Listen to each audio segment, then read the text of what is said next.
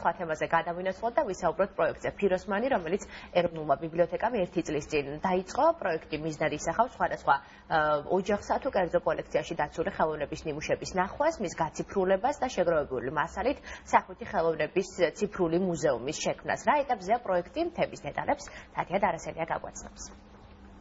ფიროსმანის ახალგაზრდა გამოცემული კატალოგის თვალიერებისას წავეწყდით ესეთ სურათს, ეს არის ბართლომე, რომელზეც ეს აღწერაში არის მითითებული, რომ თვითონ ორიგინალი არის დაკარგული და ნეგატივი ფოტო არის გადაღებული ოდესღაც და ასრულებს ნეგატივი ამ ორიგინალის როლს უკვე.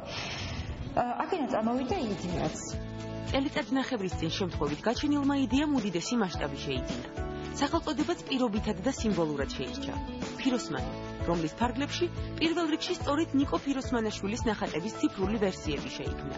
ეროვნული ბიბლიოთეკის პროექტში ჯერჯერობით რაოდენობრივად ფიროსმანის ნახატები ჭარბობს. მას კარლო კაჭარავას შემოქმედება მოყვება. ნიკა კაჭარავამ ეროვნულ ბიბლიოთეკას ძმის ტილოების მთლიანი კოლექცია გადასცა და ფოტომატიანის შექმნის იდეას უდიდეს მიღწევად მიიჩნევს. მნიშვნელოვანი პროექტია, მე ასე მგონია.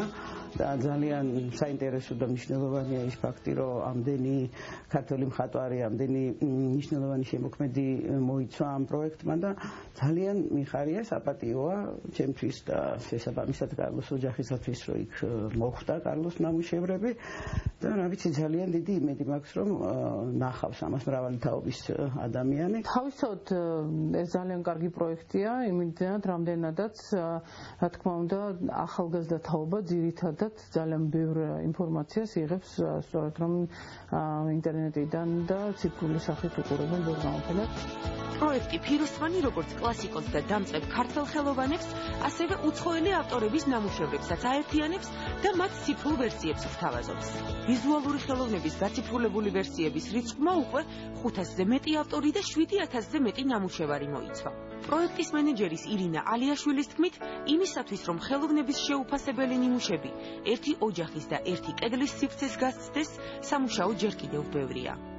რაც შეეხება მოლოდინებს და განვითარებას, მე ვფიქრობ, რომ კერძო კოლექციონერების ნიშა არის ასათვისებელი, იმიტომ რომ ჯერ თბილისის არეალიც არ მოგვიწია ბოლომდე, რომ აღარაფერი ვთქვა სხვა ქალაქებზე, იმიტომ რომ ზუსტად ვიცი, რომ ბათუმსა და ქუთაისში არის უამრავი საბადოა, ასე ვთქვათ, ჩვენთვის სამუშაო.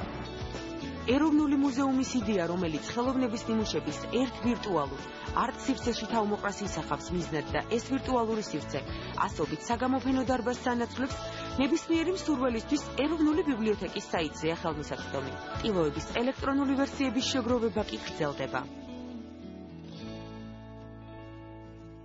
ეს პროექტი არის ფაქტიურად უვადო. ან ეს არ დასრულდება არასდროს იქამდე მაინც სანამ ბოლო ნახატი თუ ქანდაკება არ გაკეთდება და არ დაიხატება.